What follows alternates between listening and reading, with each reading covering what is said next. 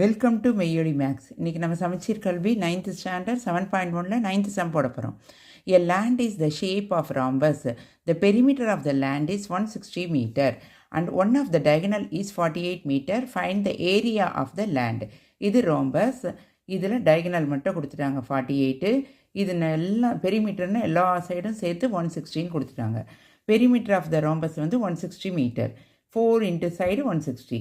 ஒரு சைடு கண்டுபிடிக்கணும். 160/4 டிவைடட் பண்ணால் 40 கிடைக்கும். 40 மீட்டர் எல்லா சைடுக்கும் ஈக்குவலாக போட்டாச்சு. இப்போ நம்ம ஹெரான்ஸ் ஃபார்முலா பிரகாரம் இந்த ஏபிசி ட்ரையாங்கிளோட ஏரியா கண்டுபிடிக்கணும். அடுத்தது ஏசிடி. இந்த ஏபிசி கண்டுபிடிச்சா அதே தான் ஈக்குவல் ஏசிடி. அது ரெண்டுத்தையும் ஆட் பண்ணால் ரோம்பஸோட நம்மளுக்கு ஏரியா கிடச்சிரும். இன் triangle ABC A40 B40 C48 S கண்டுபிடிக்கணும். முதல்ல ஹெரான்ஸில் S is equal to A + B + C/2 40 + 40 + 48/2 128/2 64 metre.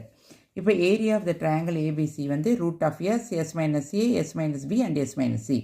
64 64 - 40 64 - 40 64 - 48 64 இது சப்ராக்ஷன் பண்ணால் 24 இது சப்ராக்ஷன் பண்ணால் 24 இது சப்ராக்ஷன் பண்ணால் 16.